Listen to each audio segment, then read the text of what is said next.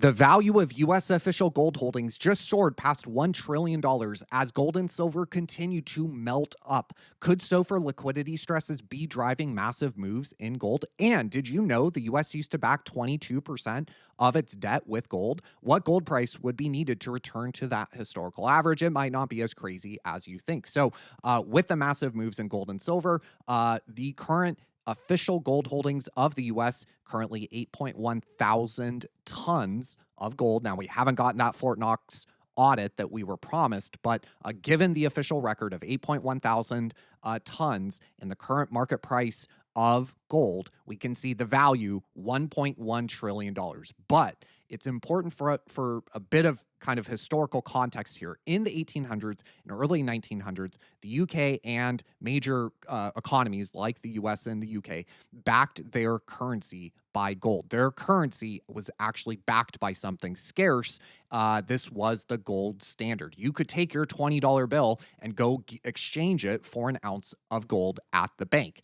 Then, of course, the Great Depression happened, and President Roosevelt devalued the dollar by raising the gold price. Remember, as gold is going up in terms of price, what that means, the other way of saying that is that the value of the dollar is declining. It requires that many more dollars to purchase the same 1 unit of gold, in this case, 1 ounce. So he devalued gold or the dollar from $20 per ounce to $35 per ounce. And he did that to stimulate the economy, obviously out of the Great Depression. But he required the Fed, or the US central bank, to hold gold that was equal to 40% of its issued currency. And of course, that ended up evolving into Bretton Woods in 1944, where the dollar was pegged to gold at 35 per ounce. Of course, it immediately started to fall apart within a year or two, and of course ended in 1971 when Nixon removed gold convertibility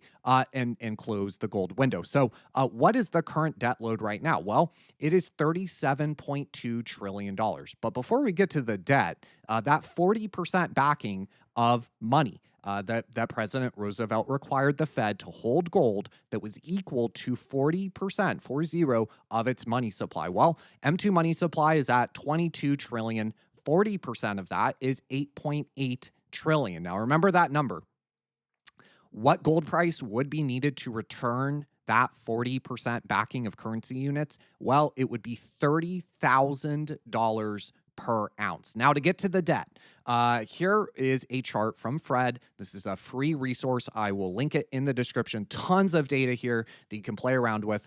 Not as good as TradingView, but it's a great resource, and I will link it in the description. Here we see the value or the backing of government debt versus gold holdings, right? What is the value of the gold that the US government holds relative to the debt? And what we can see is it fluctuated. So what I did is I downloaded the data into Excel and I took an average of the backing of gold holdings into the debt. And it's about 23% backing during this period of time, again, from 1910 through to 1940. Well, 22% of the current debt in dollar value is 8.2 trillion. If we go back to 40% of the M2 money supply, like President Roosevelt required the Fed to hold, that is 8.8 trillion. So interesting there. And of course, if we look at the gold price that would be needed to equal $8.2 trillion, which is again 22%, that is the historical average for backing of the debt to gold holdings.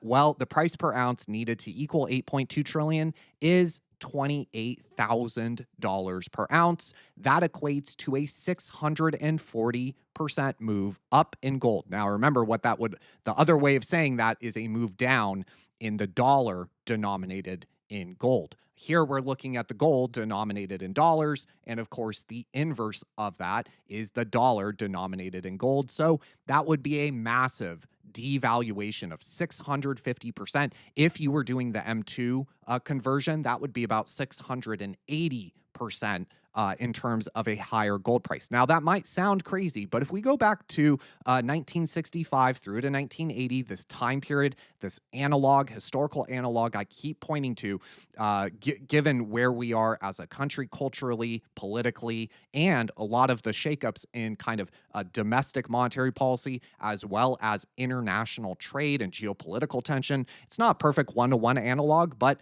I think it could be useful in examining certain dynamics like what we're talking about today. Well, gold moved up by 2,182%. So a 650% move, that is only a fraction of what we know gold did the last time that we were kind of in a position similar to where we find ourselves. So I wanted to point to this regarding SOFR. I wanted to point to this tweet from Endgame Macro. Great follow.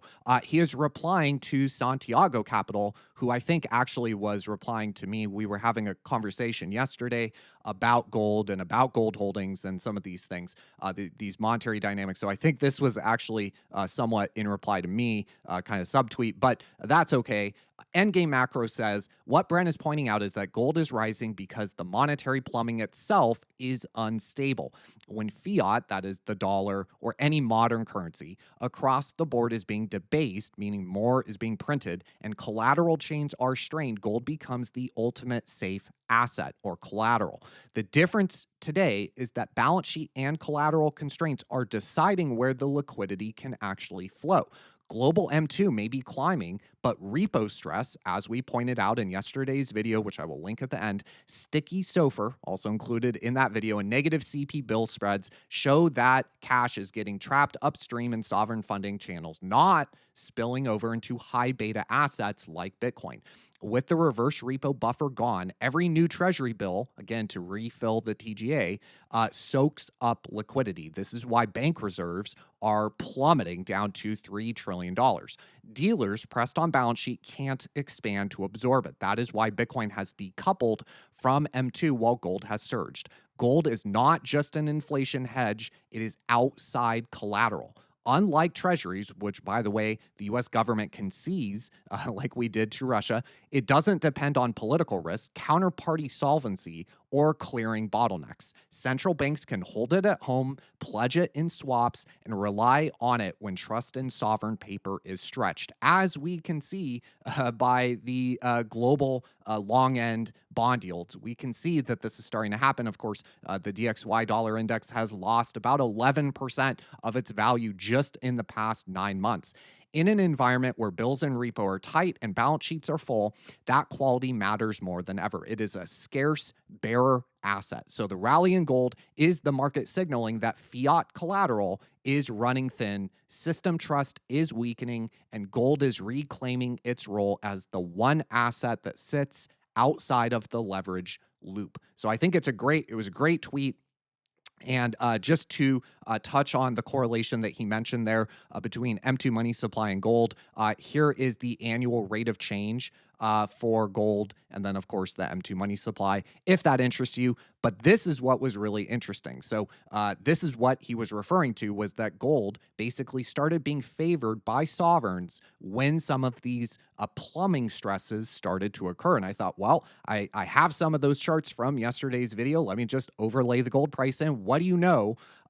Sure enough, gold started to move higher just as the SOFR minus the reverse repo, that spread, indicating again the tightness of actual dollar liquidity in the repo markets. Just as that spread started to move higher, that is when gold broke out. Again, remember, it broke out here in about February of 2024. This move in gold started a long time ago. That was really the key breakout. That was when it really broke resistance of about $2,000 per ounce.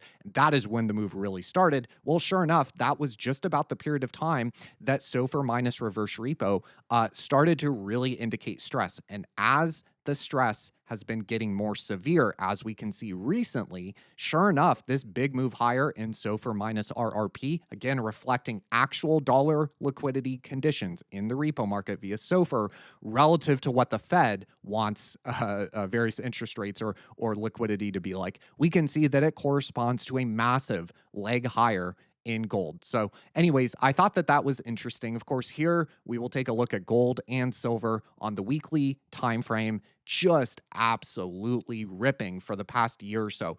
For gold, again, the breakout goes back to early 2024, which is the start of this chart. If you were buying gold in 2023, 2024, you were up 88%.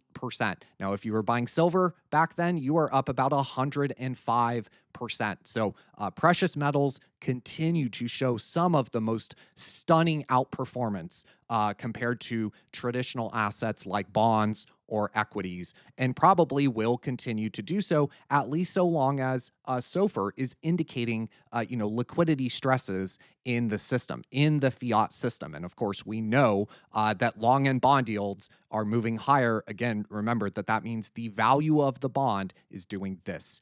So I think that was a great tweet, a great X post, whatever they're called now. And anyways, hopefully that was helpful. Again, it's kind of interesting that that $8 trillion number keeps popping up, whether it's 40% of the M2 money supply, which again, 8.8 trillion, requiring a 30,000 per ounce gold price, or 8.2 trillion, which is 22% of the current value of the debt. And again, this is the historical average from the early 1900s up until 1940.